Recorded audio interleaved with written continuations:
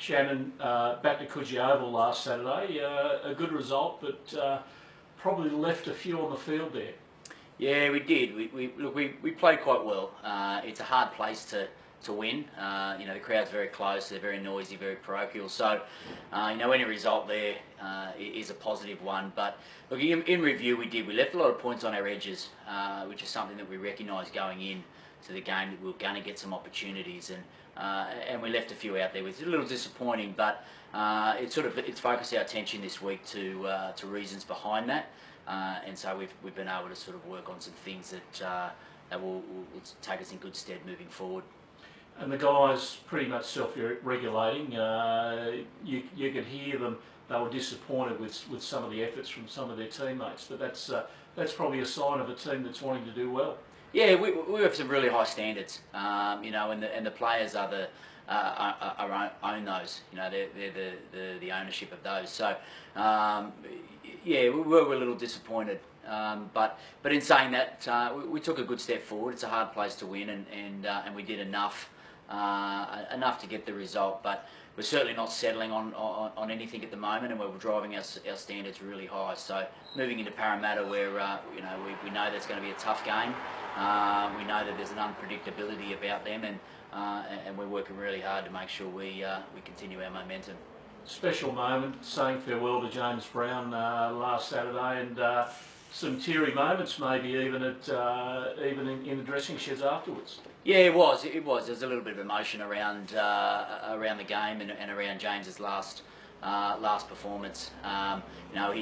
He's been heavily involved in the direction that the club has taken in the last couple of years, and he's been one of the driving forces behind creating the culture that we have at the moment. So anytime you lose a player like that, it does hurt a little. So I know the players really felt that they wanted to play well and they wanted to get the result for Brownie's last game, and we did. We enjoyed a moment after the game in the shed where there was a few tears flowing, he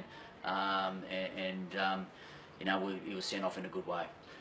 Always part of the Norths family, home to spend a bit more time with his family, but never say never about coming back, I would say.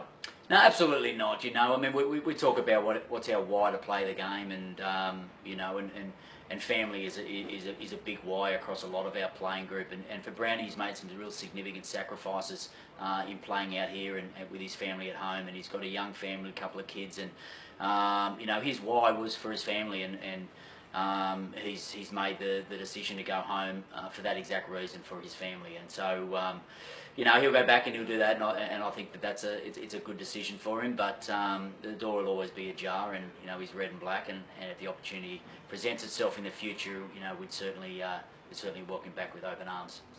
Hugh Sinclair, big game on Saturday. Obviously, another big game coming up this week against Parramatta into the second row.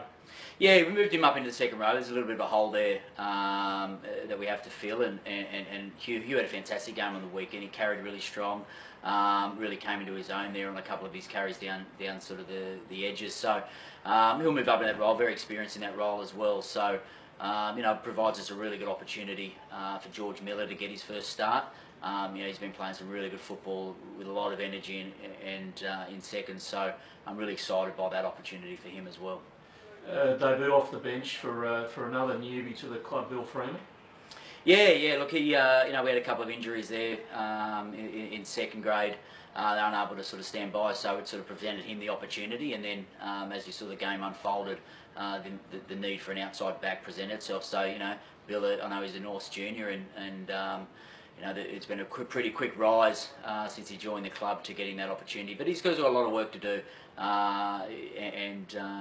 but it was good to see him have an opportunity. 2 tries at Coogee to Taylor Francis. That's pretty handy. He's putting his hand up for that 6-7 jersey, isn't he? Yeah, his support lines are outstanding. He worked really hard, Nels, and he's playing very consistent week in, week out. We saw the opportunity there to play him at 7 this week. We thought it was going to be a wide game. It was going to be an opportunity to sort of play someone whose lines are pretty efficient. And we saw 2 of those lines present themselves on inside balls off Woofy, for tries. So he's working really hard. Parramatta, you mentioned they're an unpredictable sort of pot. What makes them so hard? Well, I think that unpredictability. I mean, there's in reviewing them, there's I'm sure there's some structure in there that I know Paul wants them playing, but it's sort of in their DNA a little bit to sort of chance their hand and throw the ball around. So, you know, and that's hard to coach against. So we've got to be really smart on what we do if we turn the ball over. We've got to be really smart on what we do and how we give them possession, because they do have a strong ability to attack from unstructured possession. So we're really smart in those areas. You know, at the same time, work on our process and work on what we do and control the way that we play. Ire Simone back this week after spending the weekend in Christchurch with the Waratahs. That's a plus, isn't it? Oh, absolutely. You know, our midfield, we'll square up our midfield a little bit. You know, and he was unlucky not to get a run over in Christchurch, but you know, he's also been battling a little bit of fatigue and injury, so it'll be a good week of rest, I guess, for him. So he should be ready to go. You know, he should be flying, ready to go. Harry Brewery's on his comeback, so we'll see him play a few minutes this week as well. So yeah, I'm really looking forward to those guys injecting themselves back into the back line. Shannon, good luck on Saturday. See you at sunny North Sydney Oval. Thank you.